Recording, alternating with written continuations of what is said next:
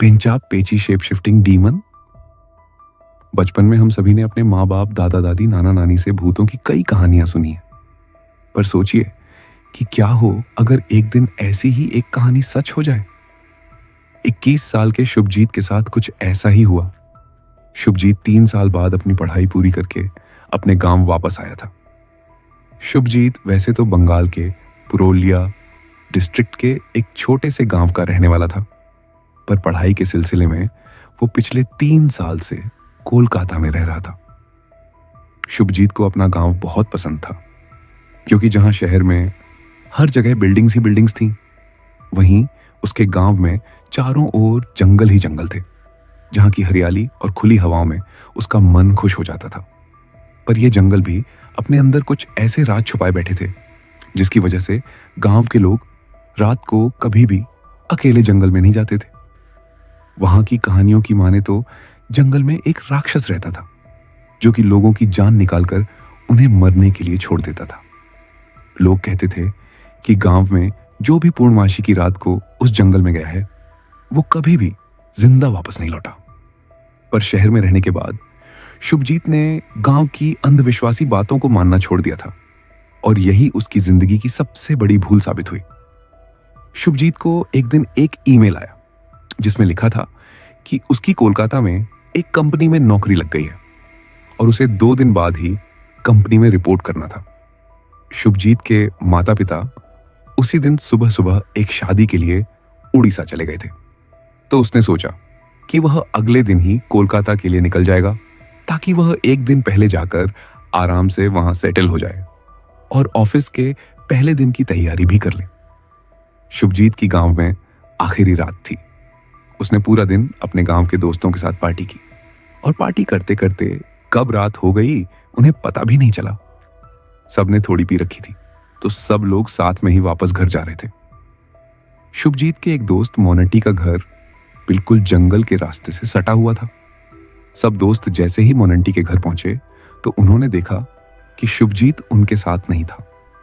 उसके दोस्त उसके लिए परेशान हो गए और उसे आसपास ढूंढने लगे।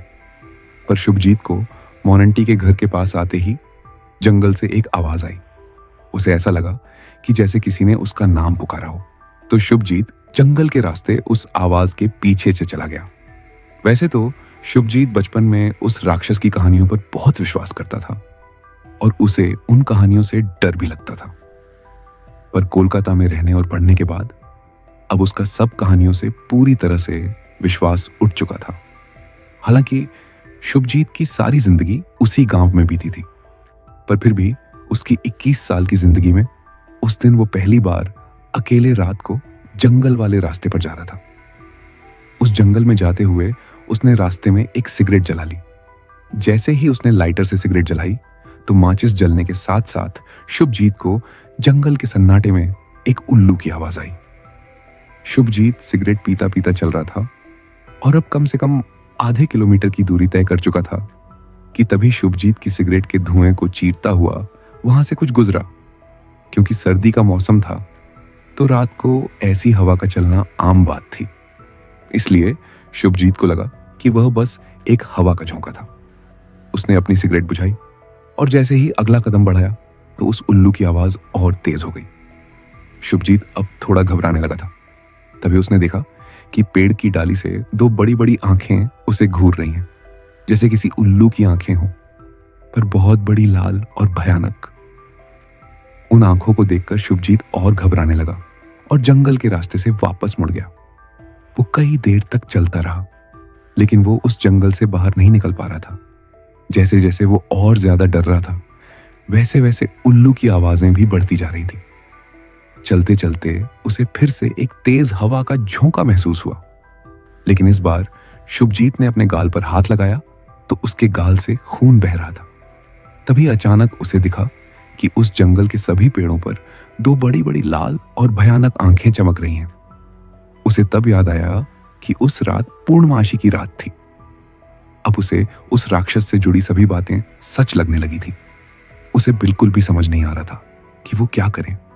ऐसा लग रहा था कि उस जंगल में छोटी छोटी लाल लाइट्स चमक रही हो। वो जोरों से जंगल से भागा और अचानक से उस जंगल में से सैकड़ों उल्लू अपनी तीखी आवाज निकालते हुए हवा में उड़ने लगे और उसको उन उल्लुओं ने चारों तरफ से घेर लिया। शुभजीत की आंखों के सामने वो सारे उल्लू एक बहुत ही बड़े और विशाल राक्षस में बदल गए। उस राक्षस की आंखें किसी उल्लू की जैसी ही बड़ी बड़ी लाल और भयानक दिख रही थी। उस राक्षस के दांत भी बेहद नुकीले थे। शुभजीत के उस राक्षस को देखते ही रोंगटे खड़े हो गए। इससे पहले शुभजीत कुछ कर पाता, उस राक्षस ने अपने दोनों पंजे लिए और उसने तेजी से शुभजीत को नोच डाला। तभी शुभजीत के दोस्त उसे ढूंढते ढूंढते जंगल के अंदर पहुंच गए। उन्हें शुभजीत एक पेड़ के पास गिरा पड़ा मिला। उसका पूरा शरीर नीला पड़ चुका था और वो दर्द के मारे छटपटा रहा था। उसके पूरे शरीर पर पंजों के निशान थे। ऐसा लग रहा था जैसे किसी ने उसकी जान ही निकाल ली हो। उसके दोस्त उसे फौरन हॉस्पिटल ले गए और कुछ दिनों के इलाज के बाद वो थोड़ा बेहतर हो गया। शुभजीत ने जब लोगों को अपने साथ हुआ किस्सा बताया तो सब हैरान थे। गांव के बुजुर्गों ने कहा कि वो राक्षस पेंचा पेची है, जो उस जंगल का एक ऐसा भूत था जो पूर्णमासी की रात को लोगों के जंगल में अकेले होने का इंतजार करके एक उल्लू के रूप में आकर अपने शिकार का पूरा खून चूस लेता है। यह सुनने के बाद सबको पेचा पेची राक्षस पर यकीन हो गया। शुभजीत तो अपने दोस्तों की वजह से उस रात बाल बाल बच गया, लेकिन वो कभी भी पेचा पेची की खौफनाक आंखें नहीं भूल पाएगा। बेगुनकडार रेलवे स्टेशन। गौरव एक टिकट कलेक्टर था और उसकी पोस्टिंग बंगाल के एक छोटे से इलाके में बने एक रेलवे स्टेशन में हुई थी। उस रेलवे स्टेशन का नाम था बेगुनकोडार रेलवे स्टेशन। रात का समय था और गौरव रिक्शे में बैठकर पहली बार वहां जा रहा था। गौरव वहां पहुंचा ही था कि उसका रिक्शे वाला हड़बड़ाते हुए गौरव से पैसे मांगने लगा। उस रिक्शे वाले के चेहरे पर पसीना साफ दिख रहा था। ऐसा लग रहा था कि वह किसी चीज से बुरी तरह घबरा उठा है। गौरव अपने वॉलेट से पैसे निकाल ही रहा था कि तभी वो रिक्शे वाला उससे कहने लगा, जल्दी करो साहब, मुझे जल्दी जाना है। गौरव के पास खुले पैसे नहीं थे। किराया 60 रुपए था और उसके पास 50 का ही नोट था।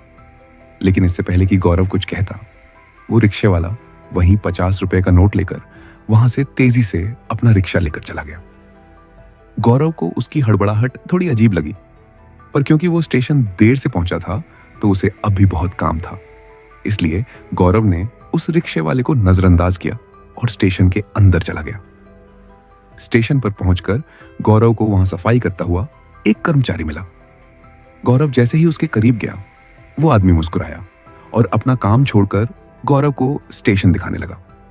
स्टेशन में एक टिकट काउंटर था और टीटी के लिए एक छोटा सा रेलवे क्वार्टर बना हुआ था।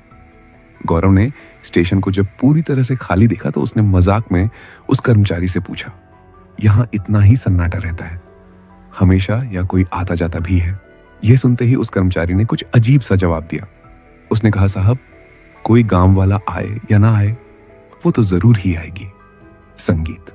इतना कहकर वो कर्मचारी चुप हो गया। गौरव ने उससे पूछा कि वो क्या कहना चाह रहा है।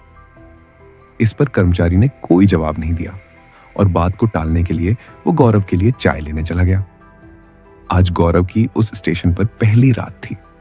गौरव ऑफिस में बैठा कुछ रजिस्टर्स अपडेट कर रहा था कि तभी जोर से ट्रेन के हॉर्न की आवाज आई। उस रात की पहली ट्रेन जो बेगुनकुड़ार रेलवे स्टेशन से गुजर रही थी। उसे चार्ट के हिसाब से तो स्टेशन पर रुकना चाहिए था, पर वो ट्रेन बिना रुके स्टेशन से आगे जाने लगी। इतने में गौरव ने देखा कि एक लड़की प्लेटफॉर्म पर ट्रेन के पीछे पीछे उसे रोकने के लिए भाग रही थी। गौरव जैसे ही उठकर प्लेटफॉर्म तक पहुंचा, वो लड़की उसे कहीं भी दिखाई नहीं दी। उसे लगा कि शायद यह उसका वहम होगा और इसलिए वो अपने ऑफिस में वापस आ गया।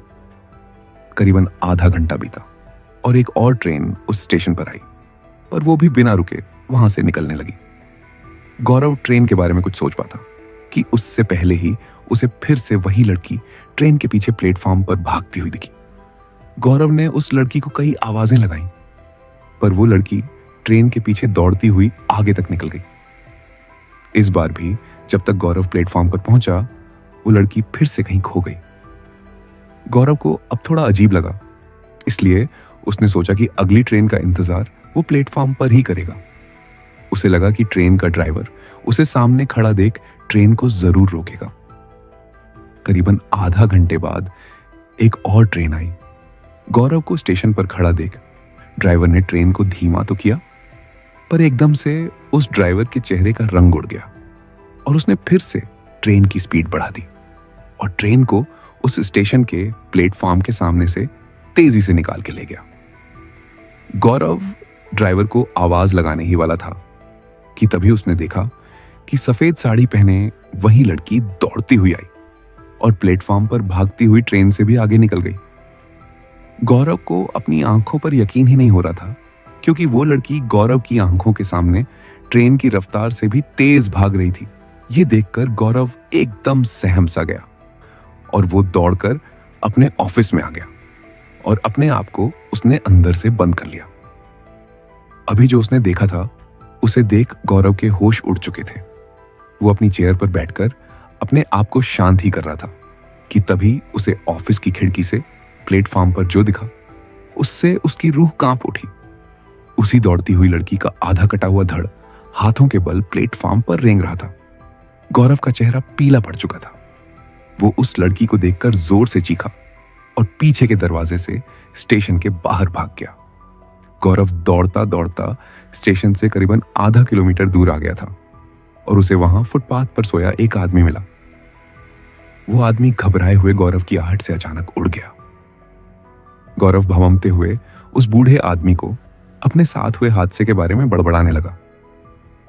फुटपाथ पर सोए आदमी ने गौरव की यूनिफॉर्म को पहचान लिया और उससे मुस्कुराकर कहने लगा कि अगर वो अपनी जान की परवाह करता है तो फौरन अपनी पोस्टिंग को बदलवा ले। उसने बताया कि बेगुन खडार रेलवे स्टेशन भूतिया है। उसने कहा कि वो स्टेशन करीबन पिछले 40 सालों से बंद पड़ा था और 2009 में जब से वह वापस खुला तब से कुछ ना कुछ उल्टा सीधा हो ही रहा है। माना जाता है कि आज से तकरीबन 50 साल पहले स्टेशन की आउटर रिंग पर एक लड़की की ट्रेन से कटकर मौत हो गई थी। सभी का मानना है कि वो स्टेशन वाली आत्मा उसी लड़की की है।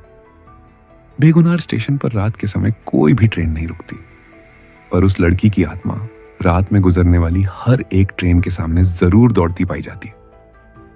उसने कहा कि गौरव से पहले कई लोग जो यहां काम करने आए, उन्होंने या तो अपना मानसिक संतुलन खो दिया या उनके साथ कोई दर्दनाक हादसा हुआ है। इसलिए यहां पर कोई भी काम नहीं करना चाहता और ना ही यहां से कोई रात में ट्रेन पकड़ता है।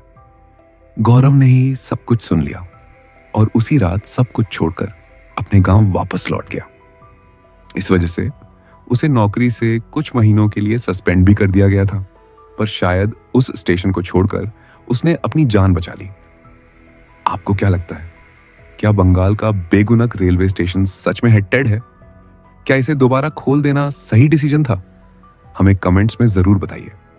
हंटेड हाउस कचहरीबाड़ी वेस्ट बंगाल के मल्हारपुर में स्थित कचहरीबाड़ी वैसे तो दिखने में किसी भी पुराने घर जैसी ही है, पर वो अपने अंदर ऐसे कई गहरे राज छुपाए बैठी है जिसे जानकर शायद किसी के भी होश उड़ जाए। कचहरीबाड़ी कई सालों पहले जमींदारों की कचहरी यानी एक कोर्ट हाउस था, जहां जमींदार उस समय की छोटी मोटी दिक्कतों पर अपना फैसला देते थे, पर साथ ही साथ वो उनकी अय्याशी करने की जगह भी थी। माना जाता था कि कई जमींदार वहां इकट्ठा होकर खूब शराब पीते थे और मौज मस्ती करते थे। इतना ही नहीं, जो भी लड़की उनको पसंद आती तो वो उसे जबरदस्ती उठाकर वहां लाकर नाचने वाली बनाकर उस कचहरी बाड़ी में कैद कर लेते थे। कई सालों तक कचहरी बाड़ी में कई औरतों के साथ जुल्म हुए, पर जैसे जैसे जमींदारों की ताकत खत्म होने लगी, उनके परिवार वाले कचहरी बाड़ी छोड़कर हमेशा के लिए चले गए। लेकिन पीछे छूट गई तो उन औरतों की आत्माएं जिन्होंने अपने ऊपर हुए जुल्म से कचहरी बाड़ी के अंदर ही अपना दम तोड़ लिया था। कचहरी बाड़ी खाली होने के कुछ साल बाद जब उसे तोड़ने के लिए कुछ मजदूर एक कॉन्ट्रैक्टर के साथ वहां आए तो तोड़ फोड़ के दौरान उन्हें वहां कई इंसानी हड्डियां मिली, जो गांव वालों के हिसाब से उन्हीं नाचने वाली औरतों की थी। लोग मानते थे कि उन्हीं सब नाचने वाली औरतों में से एक औरत की आत्मा आज भी वहां भटकती है। उस औरत की मौत कचहरी बाड़ी में ही हुई थी और उसका भूत अगर किसी को दिख जाए तो कुछ दिनों में उस आदमी का मरना पक्का हो जाता है। हरिया के साथ भी कुछ ऐसा ही हुआ। हरिया उसी गांव का रहने वाला एक किसान था। हालांकि उसने भी कचहरी बाड़ी के बारे में कई कहानियां सुन रखी थी, पर वो उनमें से किसी को भी नहीं मानता था। एक रात हरिया काफी ज्यादा थक गया था, तो उसने पक्की सड़क की बजाय कचहरी बाड़ी के बगीचे से गुजरता हुआ छोटा रास्ता लेने का सोचा। पर उसे नहीं मालूम था कि यह उसकी जिंदगी का आखिरी सफर होने वाला है। हरिया उस बगीचे में घुसा तो वो बगीचा उसे बाकी बगीचों की तरह ही लगा, पर वहां सिर्फ जंगली घास और सन्नाटा था। लोगों के मुताबिक अभी तक उसे उस औरत की पायल की आवाज की छन सुनाई देनी चाहिए थी, पर वहां सिर्फ उसे रात के झिंगुरों की आवाजें सुनाई दे रही थी। उन झिंगुरों की आवाजों के बीच जो थोड़ा बहुत उस औरत के भूत का डर था, वो भी चला गया और वो अब बिना डरे आराम से वहां जाने लगा। लेकिन उसके मन में कुछ अजीब सी चीजें चल रही थी। वो धूल मिट्टी से घिरा हुआ कचहरी बाड़ी उसे एक अजीब किस्म की खूबसूरती का एहसास दे रहा था, जैसे किसी बड़े मॉन्यूमेंट या किसी राजा के महल को देखकर होता है। ना जाने कितने अमीर लोग यहां आकर जश्न मनाते होंगे। ये बात सोचते सचते और कचहरी बाड़ी को देखते देखते वो कोर्ट हाउस के सामने रुक गया। तभी हरिया को एक पायल की छन की हल्की सी आवाज सुनाई दी। वो कुछ सोच पाता कि उससे पहले ही उसे महसूस हुआ कि जैसे कचहरी बाड़ी की निचली मंजिल के कोने वाले कमरे से कोई उसे देख रहा है। हरिया को लगा कि यह उसकी थकान का नतीजा है, तो उसने उस एहसास को नजरअंदाज करके वापस घर की ओर चलना शुरू कर दिया। वो बस बगीचे के अंत तक पहुंचने ही वाला था जब उसे ऐसा लगा कि जैसे उसकी साथ वाली दीवार पर कुछ हलचल हुई हो। उसने झटके से देखा तो वहां पर किसी की परछाई थी जो धीरे से हिलती हुई दीवार के ऊपर जाकर रुक गई। हरिया हक्का बक्का उसी परछाई को देख रहा था। तभी उस जगह से उसे पायल की छनकार सुनाई दी और फिर धीरे धीरे वो आवाज बढ़ती चली गई। अब हरिया को ऐसा लग रहा था कि जैसे उस कोर्ट रूम के अंदर नाच गाना चल रहा है। उन सब आवाजों को सुनकर हरिया के पसीने छूटने लगे, क्योंकि अगर उस औरत के भूत के होने की बात सच थी तो उसकी मौत आज पक्की थी। इससे पहले हरिया कुछ कर पाता। वो परछाई कहीं गायब हो गई और सारी आवाजें भी अचानक बंद हो गई। हरिया डरता हुआ थोड़ा आगे बढ़ा तो उसे फिर से पायल की झनकार सुनाई दी और बिना चाहते हुए भी उसकी आंखें वहां चली गईं जहां उन्हें नहीं जाना चाहिए था। उसी दीवार के ऊपर जहां कुछ देर पहले उसे एक परछाई दिख रही थी, अब वहां एक औरत बैठी हुई थी।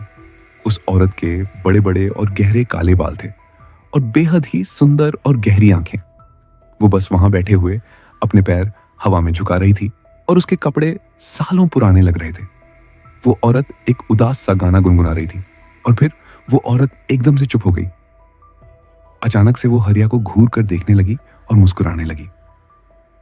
वो मुस्कुराहट देखकर हरिया को ऐसा महसूस हुआ जैसे वो औरत उसकी जिंदगी तबाह कर देगी। लेकिन अचानक वो औरत वहां से गायब हो गई।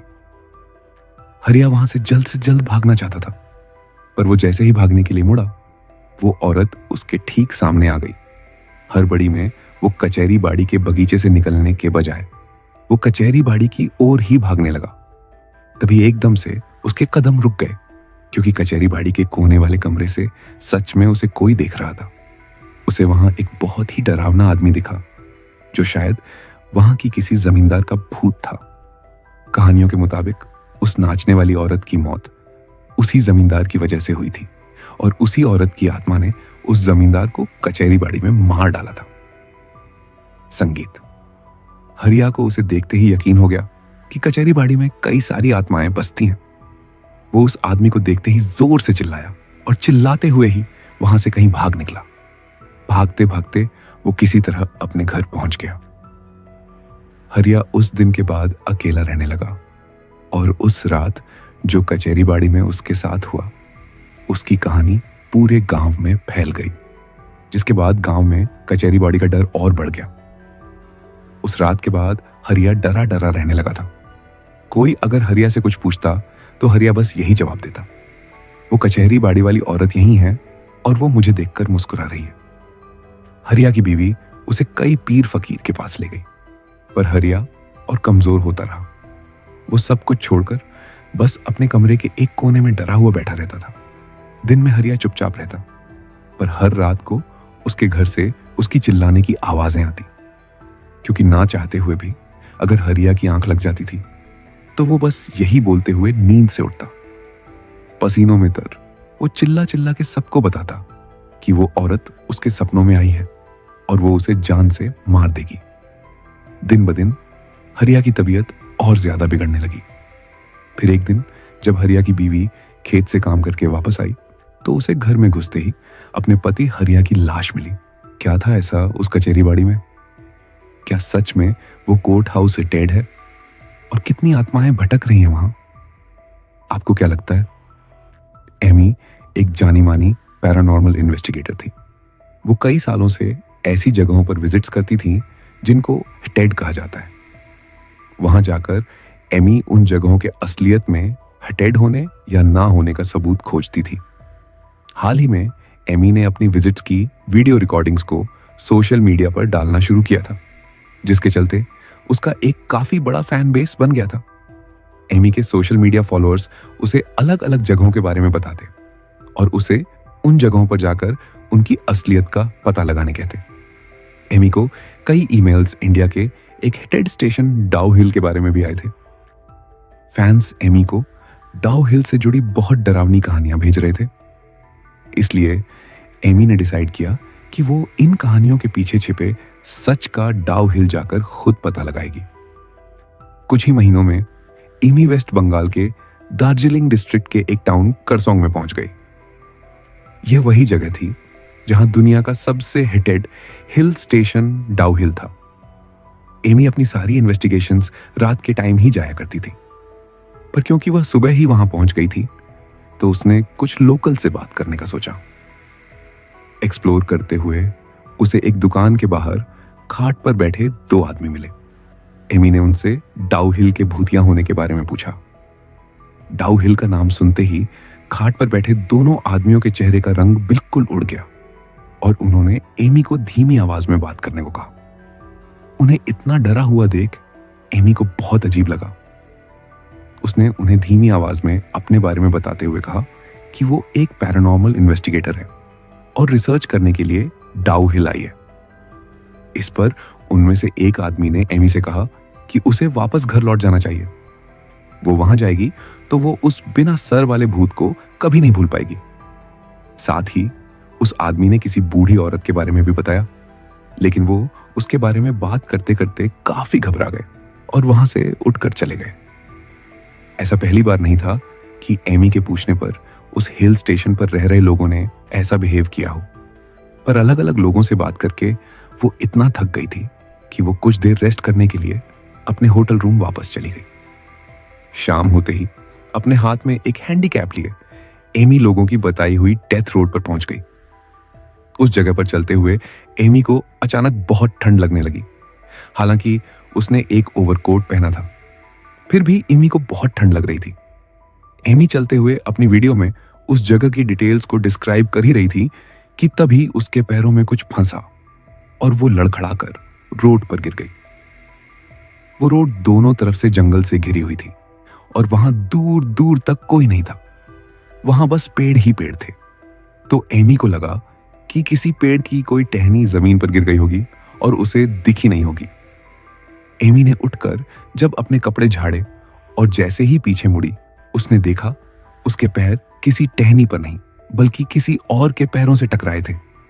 एमी ये देखकर बहुत ज्यादा घबरा गई। उसके देखते देखते ही उन नीले पैरों को कोई अंधेरे में घसीटता हुआ जंगल की तरफ ले गया। यह देखने के बाद एमी को इतना यकीन हो गया था कि डाउ हिल को हंटेड होने का जो टैग मिला है वो सच है, पर उसकी इन्वेस्टिगेशन अभी भी पूरी नहीं हुई थी। वो अपना हैंडीकैप लिए उस रोड पर आगे बढ़ने लगी। आगे उसी रोड पर चलते हुए एमी की आंखों के सामने एक बूढ़ी औरत रोड को पार करती हुई जंगल में चली गई। प्रशंसा एमी ये सब कुछ रिकॉर्ड कर रही थी। बिना आवाज किए वो उसी औरत के डायरेक्शन में बढ़ने लगी, लेकिन तभी उसके कान में एक आवाज आई, एमी वापस चली जाओ। यह सुनकर एमी के रोंगटे खड़े हो गए थे। पर फिर भी वो आगे बढ़ती जा रही थी। उसे तलाश थी उस बिना सर वाले लड़के की जिसके बारे में सभी ने उसे बताया था। इमी जैसे जैसे आगे बढ़ रही थी, उस रास्ते की सड़क छोटी होती जा रही थी और वो जंगल बेहद घना होता जा रहा था। ठंड अब बहुत बढ़ गई थी और तेज हवा से पेड़ पर लगे पत्तों के हिलने की आवाज के अलावा वहां एकदम खामोशी थी। एमी ने डिसाइड किया कि करीब 100 मीटर और आगे जाने के बाद वो वापस लौट जाएगी। उस पूरे रास्ते पर एमी को ऐसा लगता रहा कि कोई पेड़ों के बीच से उसे देख रहा है और उसका पीछा कर रहा है। एमी धीरे धीरे अपनी हिम्मत की लिमिट तक पहुंच रही थी और 100 मीटर बाद ही वो वापस मुड़ गई। लेकिन वापस मुड़ते ही उसे अपनी दाईं ओर से एक जोर की आवाज आई। हे भी कोई उसे पुकार रहा था। उसने जैसे ही अपने बाईं तरफ देखा तो उसे काले घने जंगल में से 2 लाल आंखें उसे घूरती हुई दिखी। यानी ये देखते ही चीख पड़ी, पर और वहां से भागकर बाहर की तरफ जाने लगी। दौड़ते हुए उसे अपने पीछे किसी के भागने की आवाज आने लगी, पर उसके अंदर इतनी हिम्मत नहीं थी कि वो मुड़कर पीछे देखे। उसके कानों में अजीब अजीब आवाजें गूंज रही थीं, कभी किसी औरत की तो कभी किसी लड़के की। इमी बिना पीछे मुड़े बस भागती रही और कुछ ही देर में वो उस डेथ रोड से बाहर आ गई। वो घबराई हुई तो थी, पर खुश थी कि उसके हैंडीकैप में उन सारी घटनाओं का सारा एविडेंस रिकॉर्ड हो गया था।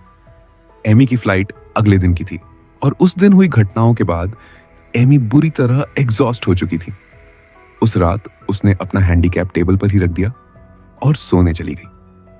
करीब 1 घंटे बाद ही एमी के कानों में फिर से कुछ आवाज आई और एमी की नींद टूट गई। एमी ने जब अपनी आंखें खोली तो उसकी आंखों के सामने बिना सर वाला भूत खड़ा था। उसने एमी के हैंडीकैप को पकड़ रखा था और देखते ही देखते उसके हाथ में लिए हैंडीकैप में आग लग गई। एमी को उस साई की जोर जोर से हंसने की आवाज आ रही थी। देखते ही देखते एमी का हैंडीकैप जल गया और वो साया एमी के पास से एक फ्लैश की तरह गुजरा और एमी बेहोश हो गई। सुबह होटल मैनेजमेंट के स्टाफ ने उसे उठाया। एमी ने जब उन्हें सब कुछ बताया तो लोकल्स ने तो ये सब मान लिया, पर एविडेंस ना होने की वजह से जब एमी ने वापस लौटकर यह बात अपने फॉलोअर्स को बताई तो उसे लोगों ने बहुत ही मिक्स्ड रिस्पांस दिया। कुछ एमी की कहानी को झूठा कहने लगे और कुछ को उसकी बात पर यकीन भी हुआ। एमी ने अपनी लाइफ में कई अजीबोगरीब घटनाएं देखी थी, लेकिन कभी ऐसा एक्सपीरियंस नहीं किया था कि जहां उसे अपनी लाइफ की चिंता होने लगे। डाउ हिल का वो एक्सपीरियंस उसके लिए बिल्कुल वैसा ही था। डाउ हिल की सच्चाई आज भी एक मिस्ट्री है। आपको क्या लगता है? कमेंट्स में हमें जरूर बताएं। इंडिया का हेलोन भूत चतुर्दशी, छोटी दिवाली के दिन मनाए जाने वाले इस फेस्टिवल के बारे में आप इसके नाम से ही समझ गए होंगे। ऐसा माना जाता है कि भूत चतुर्दशी के दिन इंसानी और रूहानी दुनिया के बीच का रास्ता खुल जाता है और पैरानॉर्मल एक्टिविटीज बहुत ज्यादा बढ़ जाती हैं। ठीक वैसा ही जैसा बाहर के देशों में हेलोन पर या डे ऑफ द डेड पर होता है। तो आज की कहानी है इंडिया के हेलोन भूत चतुर्दशी के बारे में। मनन के मॉम डैड शादी के बाद अमेरिका शिफ्ट हो गए थे और मनन वहीं पर पला बड़ा था, पर कुछ ही सालों में मनन की मॉम गुजर गई थी। वो और उसके डैड अकेले ही अमेरिका में रहते थे। इस बार मनन के पापा को एक पुरानी प्रॉपर्टी के चलते 1 महीने के लिए इंडिया आना था और वो मनन को अपने साथ ले जा नहीं सकते थे। इसलिए इंडिया आकर मनन के पापा ने उसे उसकी कोलकाता में रहने वाली मासी सुमोना के पास ही छोड़ दिया। मनन को यह सब बिल्कुल भी पसंद नहीं था, क्योंकि अक्टूबर के महीने में हेलोन आता था जो मनन को बहुत पसंद था। मनन ने अपनी सिचुएशन को एक्सेप्ट किया और चुपचाप अपनी मासी के घर चला गया। मनन की मासी का घर बहुत ही आलीशान था। उनकी फैमिली में कुल मिलाकर 5 लोग थे। मनन के कजन, भाई बहन, मौसा, मौसी और घर की सबसे बड़ी दादी। दूसरे दिन जब मनन सुबह उठा तो उसने देखा कि पूरा घर बहुत ही सुंदर तरीके से सजा हुआ था। घर का माहौल देखकर मनन का मूड भी ठीक होने लगा था। तभी मनन की नजर अपनी दादी पर गई। वो घर के मंदिर के पास बैठकर एक थाली में 14 दिए सजा रही थी।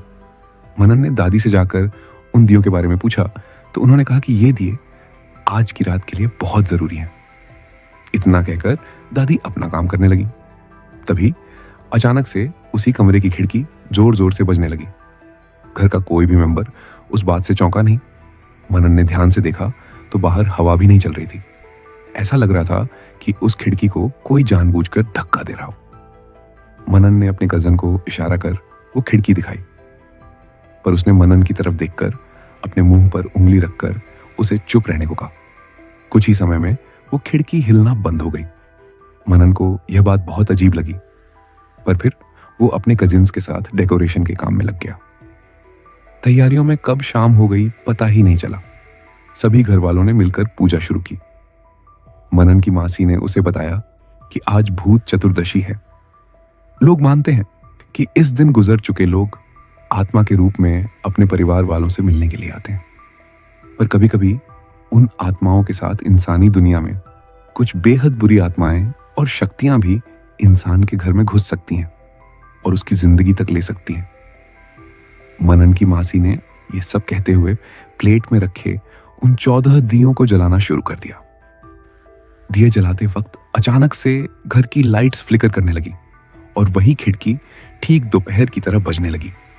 मनन को अब डर लगने लगा था, क्योंकि घर का कोई भी इंसान कुछ रिएक्ट ही नहीं कर रहा था। जैसे ही उसकी मासी ने आखिरी दिया जलाया, घर में एक अजीब सा सन्नाटा हो गया। किसी ने एक दूसरे से कुछ नहीं कहा। मनन के मन में अब भी कई सवाल थे, लेकिन उसने अपनी घबराहट के मारे किसी से कुछ पूछा नहीं। सब लोग खाना खाने बैठ गए। खाना खाने के बाद सभी घर वाले सोने चले गए, पर मनन को नींद ही नहीं आ रही थी। उसके मन में एक अजीब सी बेचैनी थी। वो उठकर किचन में पानी पीने चला गया। पानी पीते हुए मनन को खिड़की पर किसी के नॉक करने की आवाज आई। मनन ने ध्यान से देखा तो उसे खिड़की पर एक हाथ नजर आया जो खिड़की को बजा रहा था। यह देखकर मनन की रूह कांप उठी, पर न जाने क्यों उसके पैर उस खिड़की की तरफ बढ़ने लगे। मनन जैसे ही खिड़की के नजदीक पहुंचा, अचानक से खिड़की के पास रखे दियों की रोशनी बहुत तेज हो गई और खिड़की पर मनन को दिखा कि वो हाथ गायब हो गया। मनन ने अपनी जिंदगी में कभी कुछ ऐसा एक्सपीरियंस नहीं किया था। वो उन दियों के पास बैठ गया और उन्हें नजदीक से देखने लगा। उन्हें देखते देखते अचानक से मनन को जोर से एक छींक आई और उस छींक से उन 14 दियों में से एक दिया बुझ गया। उस दिए के बुझते ही मनन को बहुत तेज ठंड लगने लगी। वो उस दी को जलाने के लिए माचिस उठाने पीछे मुड़ा तो उसने जो देखा उससे उसका दिल ही दहल गया। उसने देखा कि वही खिड़की जिस पर उसने कुछ देर पहले उस हाथ को देखा था अब खुली हुई थी, और ठीक उस खिड़की के साथ एक आदमी खड़ा था जिसका आधा मुंह बीच से कटा हुआ था। वो मुस्कुराता हुआ मनन को देख रहा था। उसकी भयानक मुस्कान देखकर मनन की चीख निकल गई और वो वहां से अपने कमरे की ओर भागा। वो जैसे ही अपने कमरे में घुसा तो उसे एक बूढ़ी औरत उसके बेड पर बैठी दिखी। मनन की आहट से उस बूढ़ी औरत ने अपना मुंह पीछे मोड़ा और मनन की ओर देखा तो मनन के होश उड़ गए। उस बूढ़ी औरत ने अपनी पूरी गर्दन उल्टी घुमा ली थी और उसकी शक्ल बहुत ज्यादा भयानक थी। ऐसा लग रहा था कि जैसे वह सालों से मर चुकी हो। मनन फौरन उस कमरे से बाहर भागा, पर वो जहां भी जा रहा था उसे बस मरे हुए लोग ही दिखाई दे रहे थे। मनन ने चीख चीख कर अपने घर वालों को आवाजें लगाई, पर उसकी मदद के लिए कोई भी नहीं आ रहा था। भागते भागते मनन घर के हॉल में आ गया था। देखते ही देखते सभी मरे हुए लोग जो मनन को दिख रहे थे वो उसकी तरफ आगे बढ़ने लगे। मनन का दिल जोरों से धड़कने लगा और धीरे धीरे उसकी आंखें धुंधलाने लगी। कुछ ही सेकंड्स में मनन जमीन पर गिर गया और अपने होश खो बैठा। जब मनन की आंख खुली तो उसका पूरा परिवार उसके साथ बैठा हुआ था। मनन घबराकर इधर उधर देखने लगा और घबराते हुए कहने लगा, वो सभी यही हैं, इसी घर में। दादी ने उसके सर पर हाथ फेरते हुए उसे चुप कराया और उससे कहा, चिंता मत करो, वो सब चले गए हैं। मैंने वो दिया जो बुझ गया था वो फिर से जला दिया। अब हम सब बिल्कुल सुरक्षित हैं।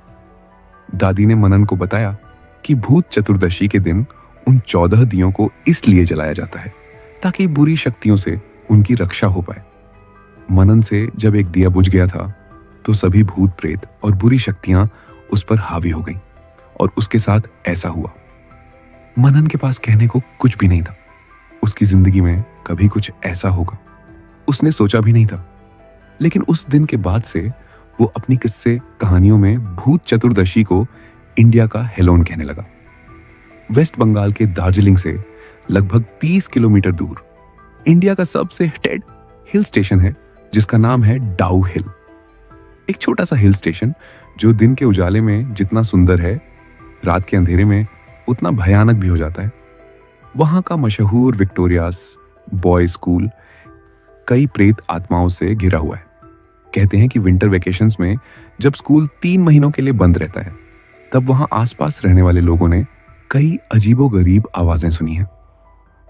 एक बार विक्टोरिया स्कूल में 10वें स्टैंडर्ड का एक स्टूडेंट शाम को स्कूल की लाइब्रेरी में बुक रिटर्न करके अपने हॉस्टल की तरफ जा रहा था। अचानक उसे किसी के कदमों की आवाज आने लगी और उसे लगा कि कोई उसके साथ साथ चल रहा है। तभी पीछे से किसी ने उसका नाम पुकारा, फरहान फरहार। वो तुरंत पीछे मुड़ा और उसने देखा कि पूरा स्कूल कॉरिडोर खाली था।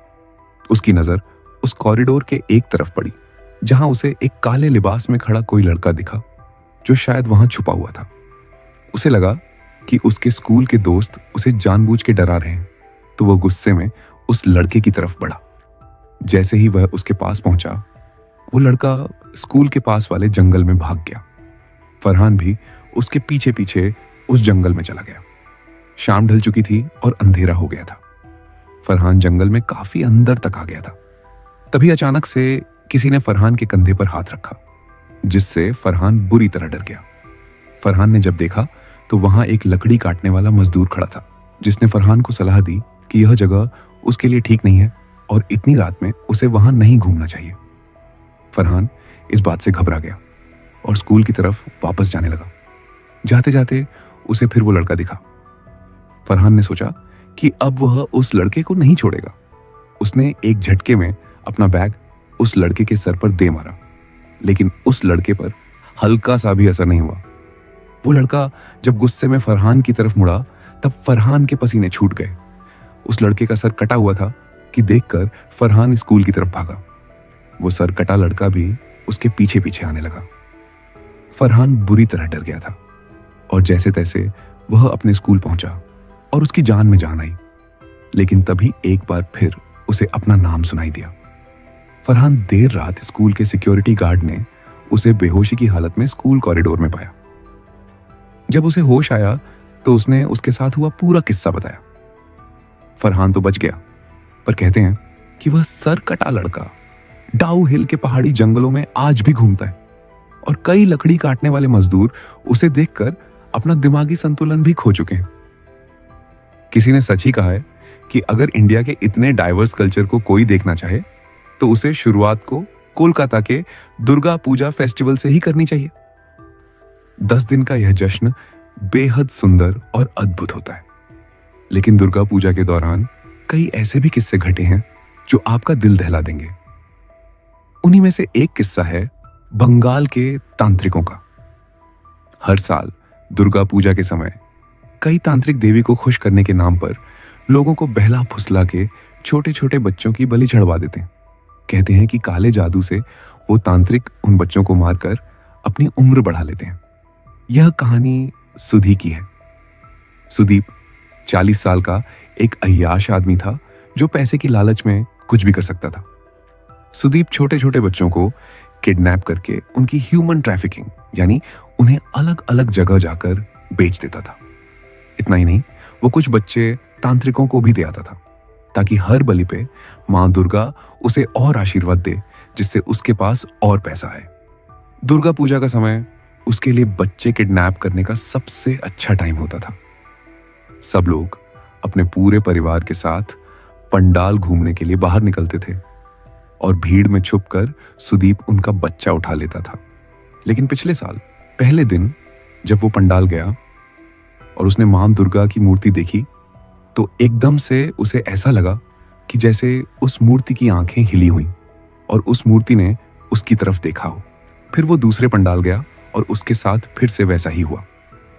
उसे लगा कि उसने शराब थोड़ी ज्यादा ही पी ली है और इसीलिए वो चुपचाप घर वापस लौट गया।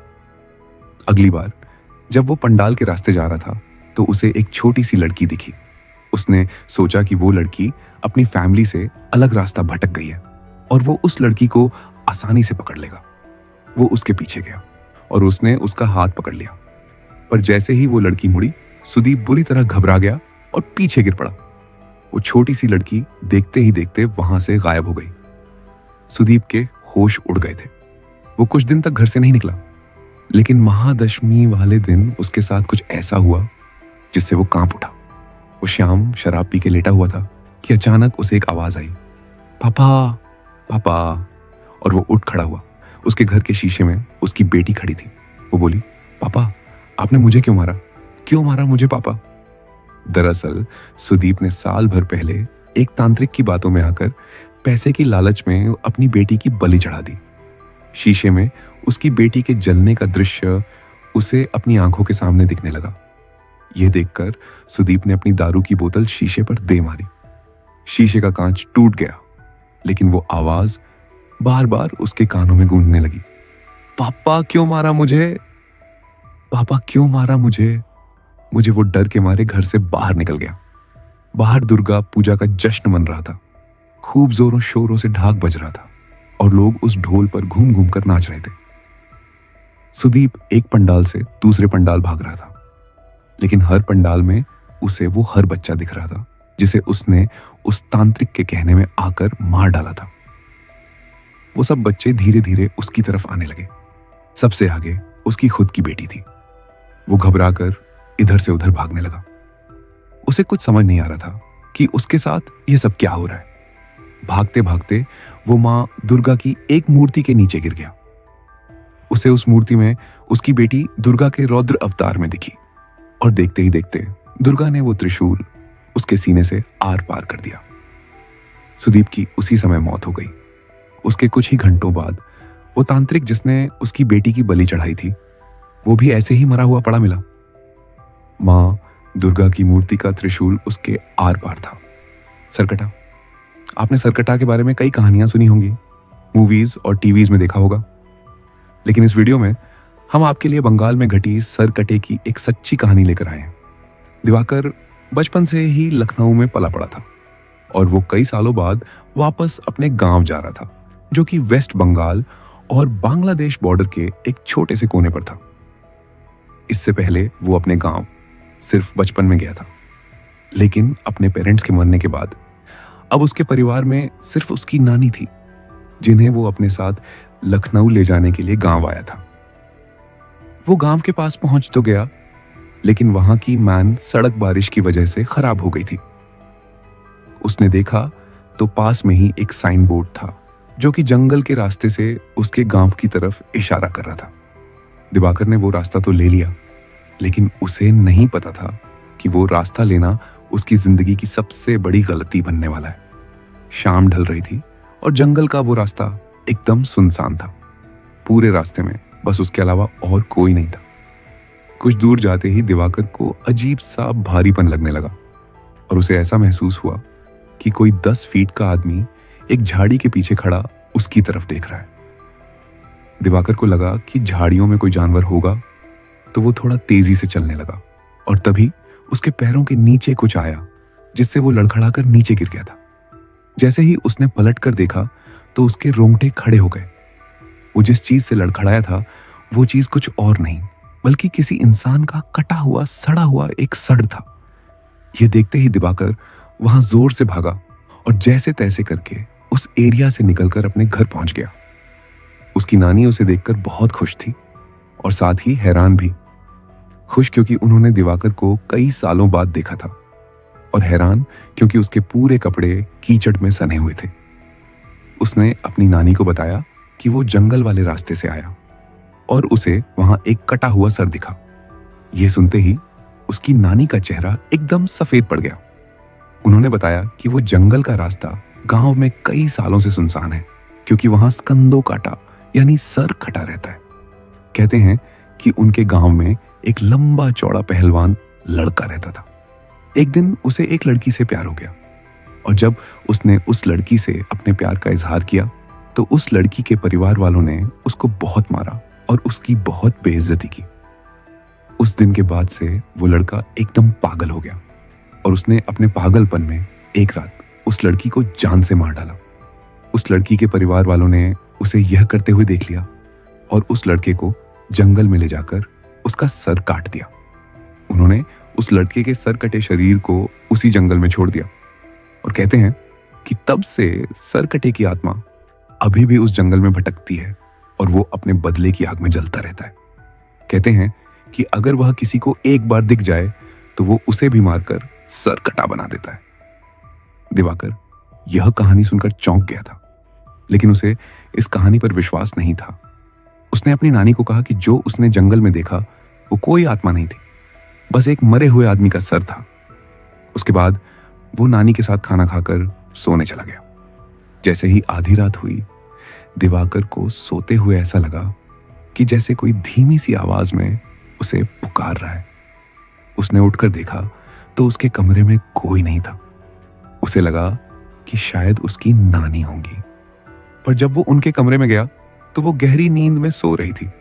उसे यह अपनी थकान का नतीजा लगा और वो फिर से सोने चला गया। लेकिन उसकी आंख लगते ही उसे फिर से वही आवाज सुनाई दी। दिवाकर ने देखा कि वो उसी जंगल में है और उसके ठीक पीछे एक 10 फुट लंबा आदमी खड़ा है और उसके हाथ में उसका कटा हुआ सर है। वही भयानक सरते मांस वाला कटा सर जो उसे रास्ते में दिखा था। वो सर अब दिवाकर से मदद मांगने लगा और उससे कहने लगा कि क्या दिवाकर उसका सर उसके शरीर पर वापस जोड़ सकता है।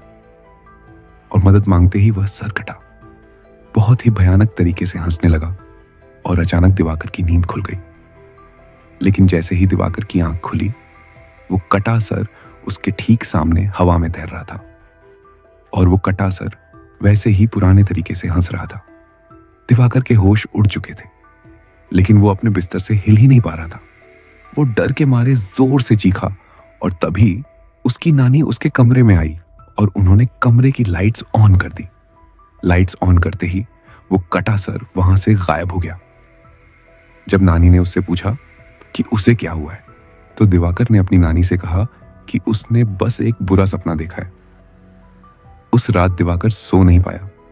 उसने गांव वालों से उस सरकटे के बारे में कई किस्से सुने, जिसमें से एक किस्सा यह भी था कि वो सरकटा लोगों से अपने सर को जोड़ने के लिए मदद मांगता है और अगर किसी ने उसका सर जोड़ दिया तो वो पूरे गांव का विनाश कर देगा और जो लोग उसका सर जोड़ नहीं पाते वो उन्हें मारकर अपने जैसा सर कटा बना देता है। उस रात जब दिवाकर अपने कमरे में सोने के लिए गया तो उसने देखा कि खिड़की के बाहर एक अजीब सा लंबा सा आदमी शॉल ओढ़े खड़ा है। वो देखते ही दिवाकर घबरा उठा। अचानक से उसका दम घुटने लगा। उसने देखा कि उस सरकटे का सर उसके ठीक पीछे है और वो अपने बालों से उसका गला दबा रहा है। इससे पहले कि वो कुछ कर पाता, उसे कमरे में एक तेज हवा का झोंका महसूस हुआ और वो एकदम से बेहोश हो गया। कुछ देर बाद जब दिवाकर की आंख खुली तो उसकी नानी उसके सामने थी। दिवाकर अपनी नानी को देखकर रोने लगा और उसने अपनी नानी को सरकटे के बारे में सब कुछ बताया। उसकी नानी बेहद घबरा उठी।